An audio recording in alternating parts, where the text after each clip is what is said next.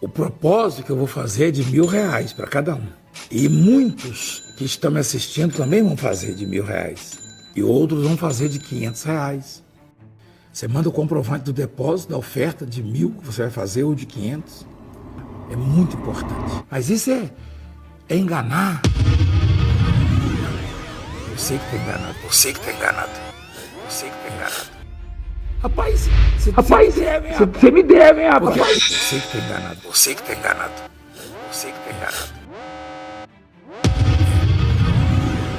A fé pode se transformar em um negócio extremamente rentável se for conduzida adequadamente. E o maior exemplo disso é o Vaticano, a menor nação soberana do mundo, com apenas 0,27 km². Lá está localizada a religião mais rica do planeta, a Igreja Católica. Por décadas, a Igreja Católica tem sido assombrada por escândalos após escândalo. Com quase 2 milhões de membros em todo o planeta, ela é a segunda maior religião do mundo. E todo esse império de riqueza inimaginável é baseado em suas doações. Neste vídeo, vamos mergulhar no misterioso mundo do Vaticano, considerado o menor país do mundo. Vamos entender como uma religião que foi perseguida durante o Império Romano se tornou uma das instituições mais ricas do mundo. Para vocês terem uma noção de quão rica é a Igreja Católica, estima-se que a Igreja Católica seja dona de 20% dos bens imóveis de toda a Itália e de 25% dos móveis em Roma. Em 2016, o valor patrimonial da Igreja Católica equivalia ao PIB do Brasil e da Rússia. E da Rússia. O Papa Leão XIII controlava de perto as finanças da Santa Sé, tanto que guardava o dinheiro, o ouro e as joias do papado dentro de uma arca de ferro debaixo da sua cama. Quando ele morreu, em 1903, foi um Deus nos acuda. Ninguém sabia onde estava o baú. O pânico aumentou quando os empregados do Vaticano protestaram por melhores salários. Os membros da Guarda Suíça até ameaçaram renunciar. Os assessores encontraram apenas 82 mil liras e joias. Mal dava para cobrir 10% do custo do conclave, que tinha eleito o novo Papa Pio X. A penúria só terminou um mês depois, quando o Monsenhor Nazareno Marzolini se apresentou com um cofre. Ele explicou que havia recebido instruções para demorar a entregar o dinheiro, de modo a lembrar ao novo Papa que ele deveria administrar bem o patrimônio da Santa Sé. O Papa Leão XIII deu um baita ensinamento ao esconder esse cofre.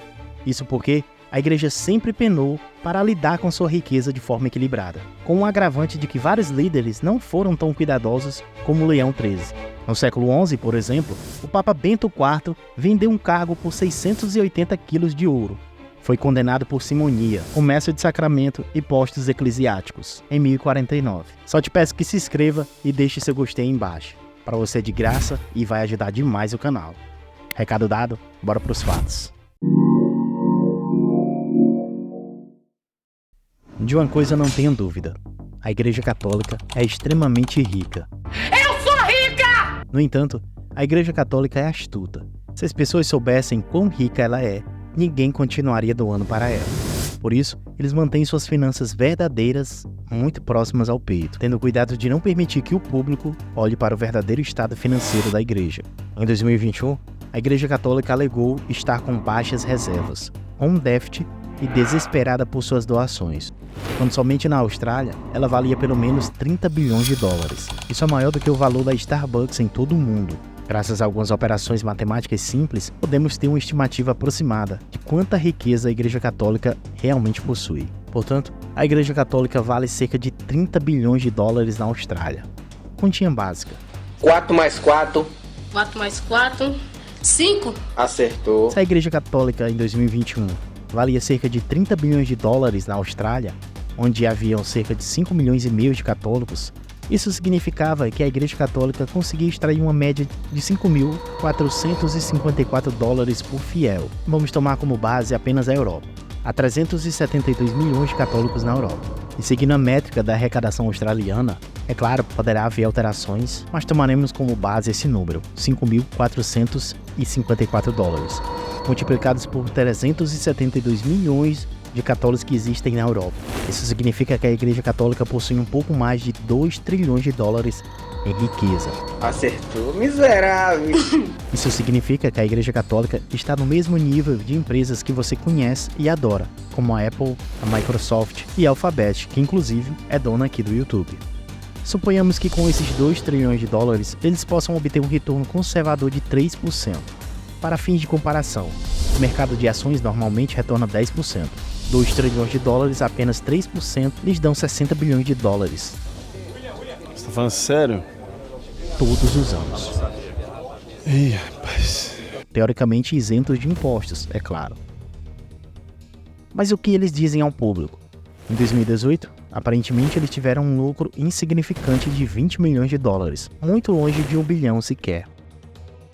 E no centro de tudo isso está o Banco do Vaticano, os banqueiros de Deus. Hoje, é provavelmente melhor pensar no Vaticano como uma combinação da Federal Reserve, um banco offshore, e um fundo de hedge, em vez de apenas a sede do catolicismo. O Vaticano é a corporação suprema que resistiu ao teste do tempo como nenhuma outra. E é assim que eles fazem.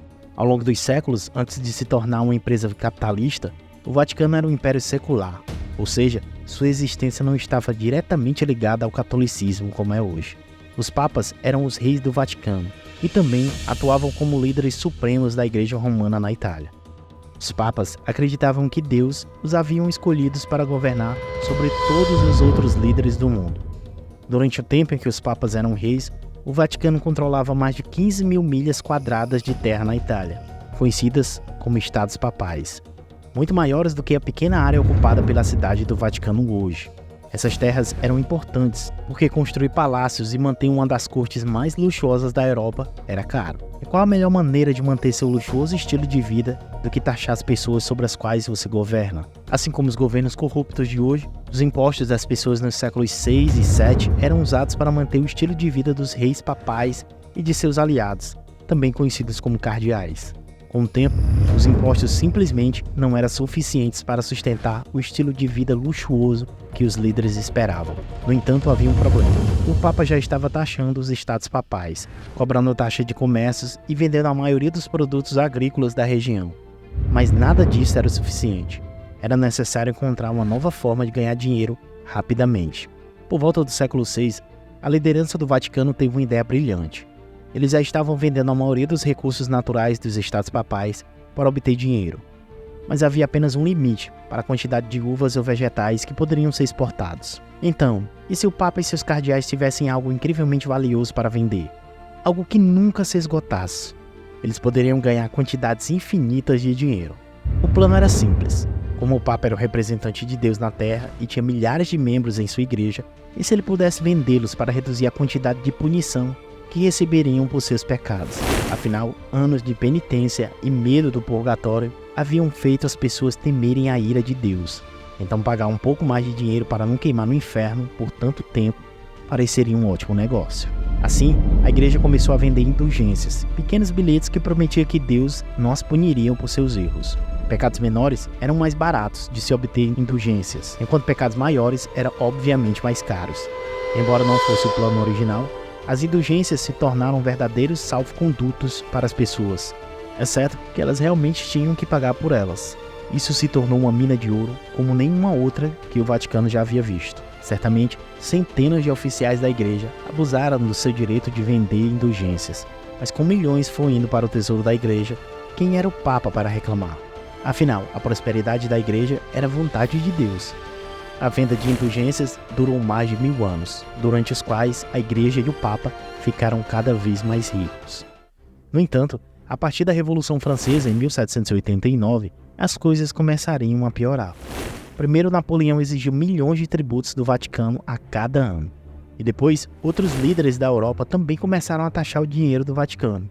O Papa chamava esses impostos sobre o Vaticano de obra do diabo. Mas isso não mudava o fato de que as correntes infinitas de dinheiro que o Papa desfrutava estavam secando rapidamente.